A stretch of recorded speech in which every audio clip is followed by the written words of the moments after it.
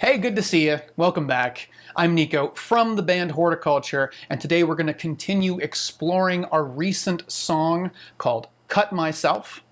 Last time we looked at the lyrics, and this time we're going to take a look at the music. So let's check it out.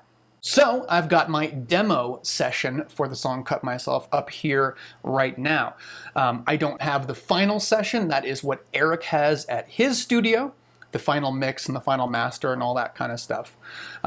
This is actually one of the oldest versions that I had arranged of this song.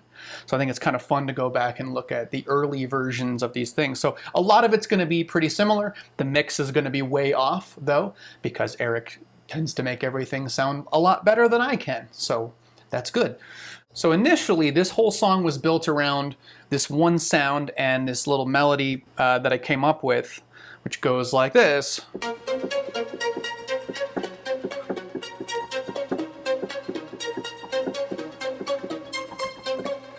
Cool sound. I really like that sound a lot, obviously, because I used it. Everything was built around that, and to me, the direction that this song wanted to go in, I use the wanted in quotations, the direction the song wanted to go in was a little bit more of this poppier, sort of dark pop crossover thing.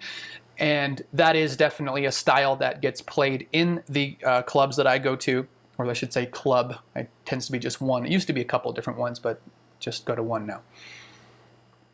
In addition to the stuff that is, you know, the hard industrial or the sort of really driving gothy influence like futurepop stuff like your Assemblage 23 and things like that, there's also this sort of crossover style of artists that I wouldn't typically say are part of the scene. They're not necessarily in the goth scene, but they make sort of either dark romantic or mysterious sort of synthy, poppy, danceable kind of stuff, and sometimes those songs cross over, you know, and this is the style I think that fits with that type of a song. So yeah, poppier, but still kind of down, a little bit more atmospheric and sort of punctuated in terms of the arrangement.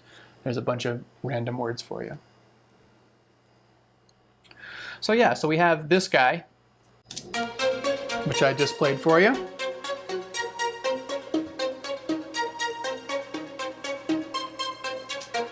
Nice little melody there that started the entire song. And then of course I backed it up with this other sound here.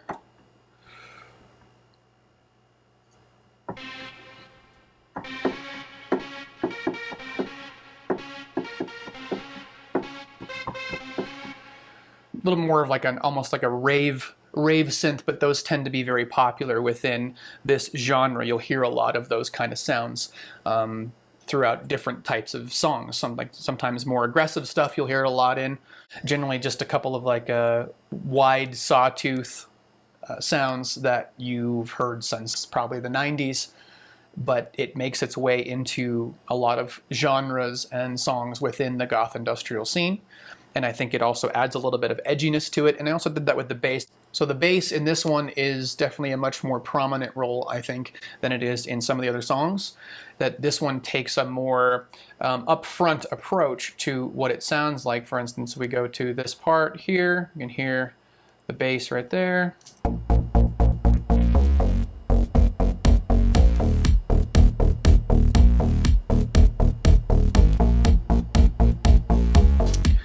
You know, it's got that real sort of pulsy, driving sort of feel. And this is made out of two different sounds here. I have one sound that I use for more of an attack, and one sound I use for more of the sort of buzzy, edgy feel to it, which is something that I tend to do a lot, not just with bass, but with all kinds of sounds. Like you heard before with that melody, I layered it with two different things, with a more of a distorted sound, with that rave sounding lead, and the plucky one. So you get the attack sound, that real nice crispy plucky attack, but you also get a little bit more of a sustain behind it and sort of a different sort of color and thicken it up a little bit. So you have the attack sound, which is like this.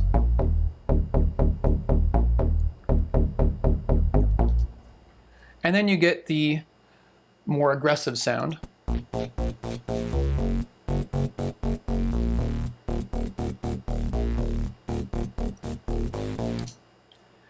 Sounds almost dusty for some reason. So yeah, basically you have a couple of these really, really basic sounds, and then as you layer them and you start adding different types of effects to them, sometimes adding more distortion or delays and spaces and reverbs and whatnot. Those are the same thing, by the way, spaces and reverbs. I'm just apparently spouting words. You can start to shape them into something that sounds kind of not bad, you know?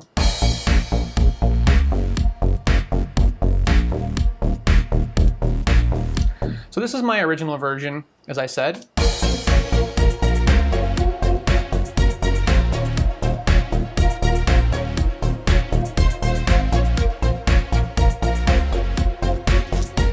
So this is, again, a more of a demo style version of this song. If you can compare this to the final version, you can hear that the drums are pretty fucking weak. I don't spend a lot of time doing sound design or crafting, the shape of sounds. It's just not my thing. I get bored if I have to get too much into the details of stuff, like sound sculpting and all that. And luckily, Eric is really good at that and also seems to enjoy doing that. And if he doesn't, he hasn't told me. But he seems to enjoy it, and he's also, like I said, very good at it. So I allow him to, like, you make this sound better. I just want to get the song out as fast as possible, get the idea out, and just flesh it into a song. I'm much more concerned about big picture stuff, and it's nice to have someone else who's really good at doing more of the detail stuff. So it's a good partnership. So a lot of this deals with moments of isolation and vulnerability, at least in terms of lyrically. And so musically, I wanted to match some of that stuff too. So we have parts in the song where everything kind of gets stripped down and it's really simple. And it's mostly just like, you have your beat, you have your vocal, and in this case, like in the first verse, you have just the bass line. And then I think there's a little bit of a texture behind that, a little like kind of a little pulsy floating chord. I think at this point it's just a single note, just to really make it feel lonely, and then it starts to build after that. But right here,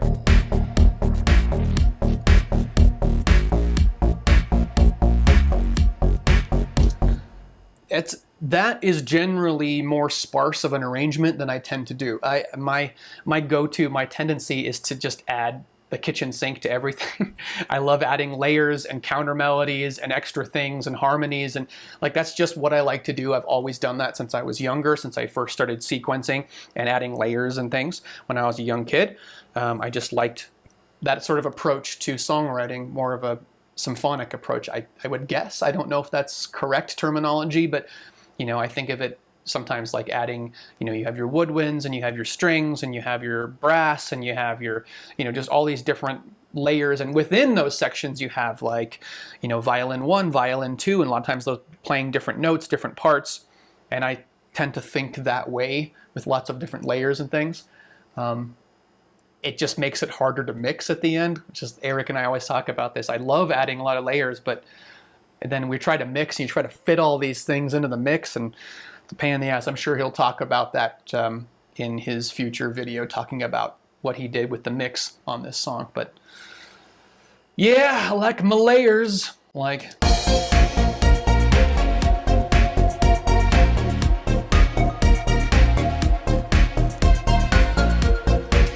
so we got all this kind of stuff going on at the same time. What else do we have in here? We got this.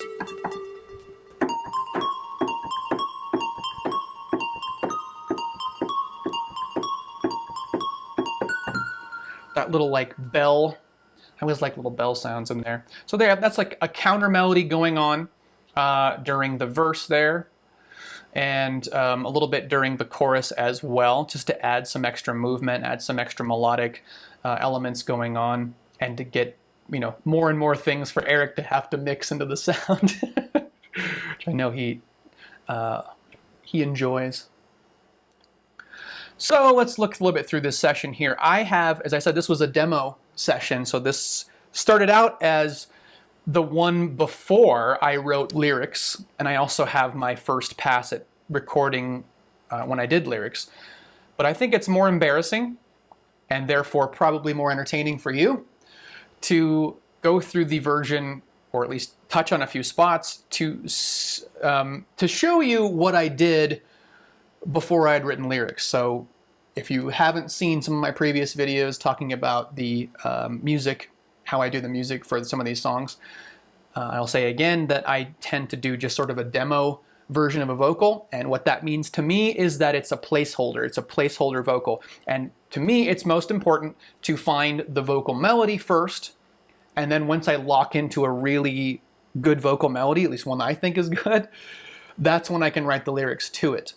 So I will often put in nonsense words, or what I tend to do more than that is just kind of say whatever I'm feeling, whatever words come to me, even if they end up not even sounding like a good sentence, doesn't matter. Sometimes some of the words fit the feel of the song, sometimes they don't, but you'll hear what I'm talking about. So I'm going to play you, let's start with the chorus, because you'll see what I initially had. So if you've heard the song, you'll know what the chorus actually sounds like. I cut myself just to know I am alive. So the initial version, when I was just setting up my microphone and trying to sing this melody and to record it for posterity so I could actually hear it back, I did this. I took a knife and I cut myself today. Apparently I can't hit that note.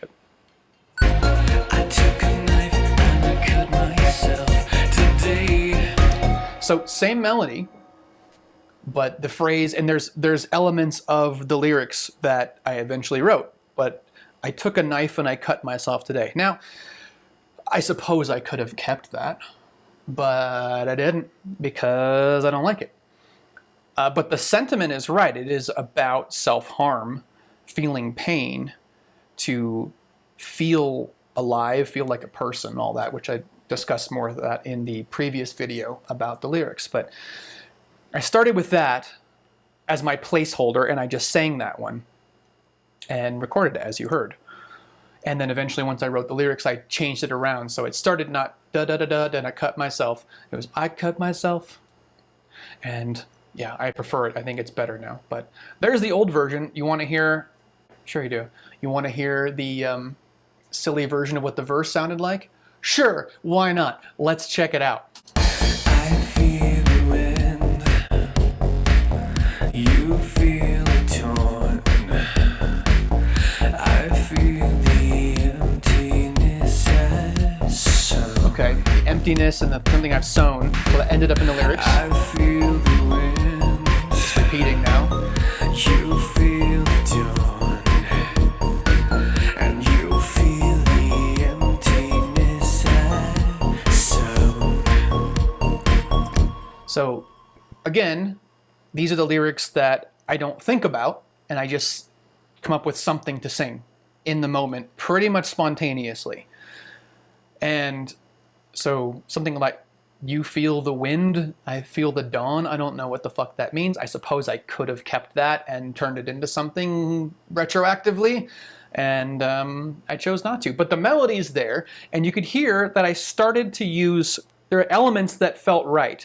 Something that feel the emptiness I've, it's like, there are some words that came through, and the placement of the words, the word where emptiness falls in that phrasing, I kept. I liked where it landed melodically in that phrase too. So sometimes, as I've said before, even nonsense lyrics can inform the final ideas, or nonsense, spontaneous, I should say. Let's see, pre-chorus. So I still have that melody. So you get to hide. Trying to find the melody. So you get to hide. So you got to hide.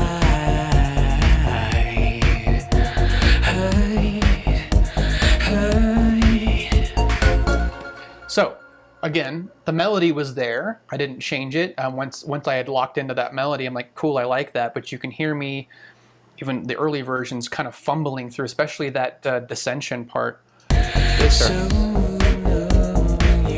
I'm fumbling for the melody. And again, this is not a final version. This is just to get the melody in there to hear it for myself.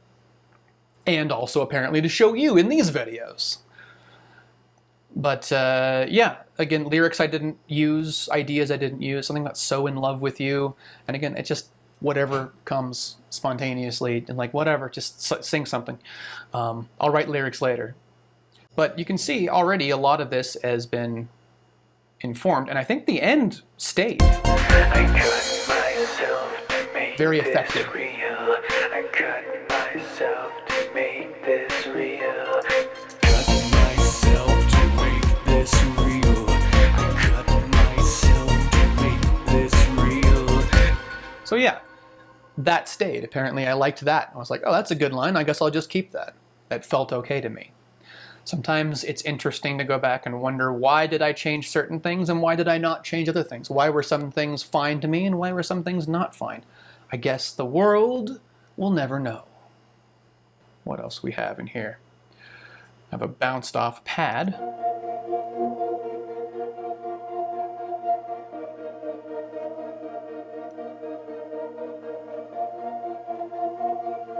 So a nice little floaty, bouncy sort of pad there.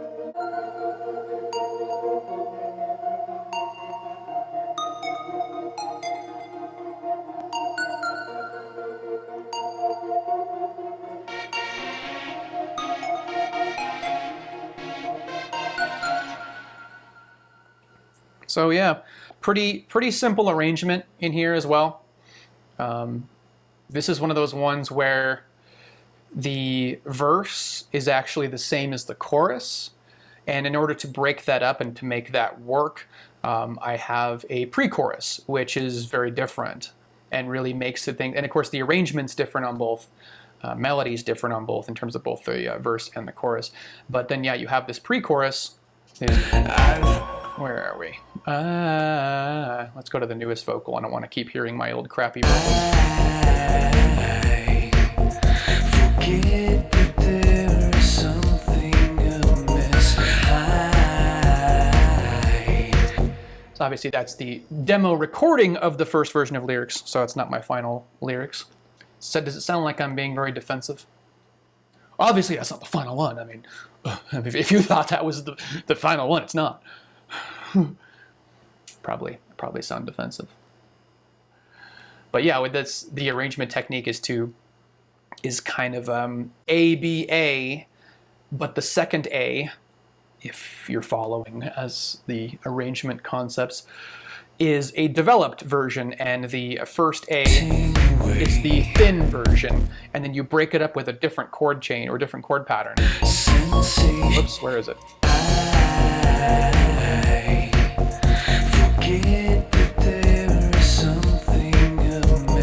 And then we have a little interesting turnaround.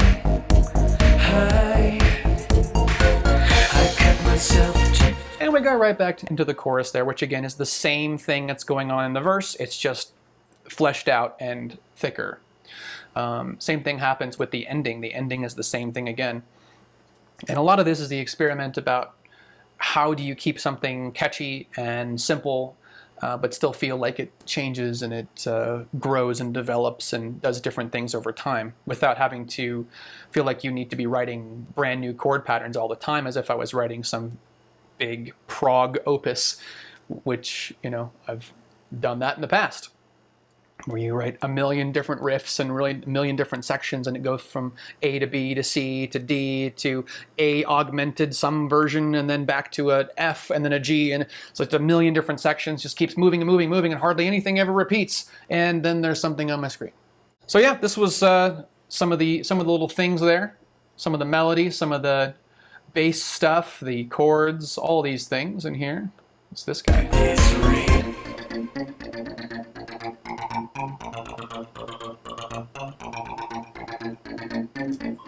Oh yeah, there's that too. So there's that. So yeah, there's a little bit of the music in this demo session of Cut Myself, how I sort of layered it. Melodies, bass parts, drums, and some of my old embarrassing vocal parts. So that's good. So Yeah, gives you a little context about what's going on in the old version and how it ended up to be what it is. So next time we will reconvene and we will be at Eric's studio and I will have him show you through the mix and have him explain how he basically got this thing to sound good as opposed to what I have. All right, thanks again for joining me. I'm Nico from the band Whorticulture, and I will talk to you next time. Take care.